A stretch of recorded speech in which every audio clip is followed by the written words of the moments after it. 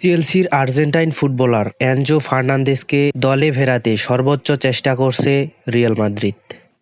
আগামী মৌসুমের জন্য দল গোছাতে ব্যস্ত ক্লাবটি। তবে রেকর্ড ট্রান্সফার ফিতে চেলসিতে নাম লেখানো এনজোকে দলে নেওয়া বেশ কঠিন। নতুন মৌসুমের আগেই নিজেদের দল গোছানোর পরিকল্পনা রিয়াল মাদ্রিদের। লা লিগার পাশাপাশি ইউরোপিয়ান ফুটবলে আধিপত্য বিস্তারের লক্ষ্যে গ্রীষ্মকালীন দলবদলে বড় পরিকল্পনা করছেন লস ব্ল্যাঙ্কসরা। যে তালিকায় আছে বেশ কয়েকজন তারকা ফুটবলারের নাম।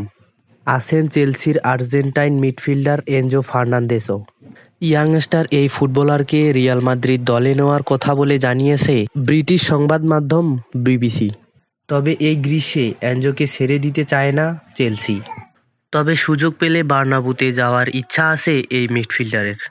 2023 সালে চেলসিতে যোগ দেওয়ার সময় record 107 million pound transfer fee এনজোর জন্য খরচ করেছিল ক্লাবটি, যে চুক্তি রয়েছে 2032 সাল পর্যন্ত।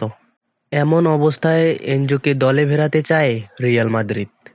ব্রুজ ডেরাই থেকে নিজেদের ডেরায় আনতে তাদের প্রয়োজন হবে বিশাল অঙ্কের অর্থ, যা ক্লাবটির অন্য দল বদলের পরিকল্পনায় ফেলতে পারে প্রভাব। তবে সমাধানের একটা পথও খোলা আছে রিয়াল মাদ্রিদের সামনে। সরাসরি বিশাল অর্থের খরচ না করে অদলবদল চুক্তির কথা ভাবছে ক্লাবটি। রোমারিও লিভিয়ার ইনজুরিতে রিয়াল মিডফিল্ডার আরেলিয়ান চুয়ামেনির প্রতি আগ্রহ আছে দলটির। এই সুযোগে চুয়ামেনির বিনিময়ে এনজোকে দলে ফেরাতে পারেন রিয়াল মাদ্রিদ। চলতি মৌসুমে ইনজুরির কারণে বেশ কয়েকজন ফুটবলারের সার্ভিস পায়নি রিয়াল মাদ্রিদ। এর মধ্যে কিছু ফুটবলার নেই নিজেদের সেরা ছন্দে। তাই নতুন মৌসুমে ফুটবলার দলে ফেরাতে অপরিহার্য হয়ে পড়েছে ক্লাবটি।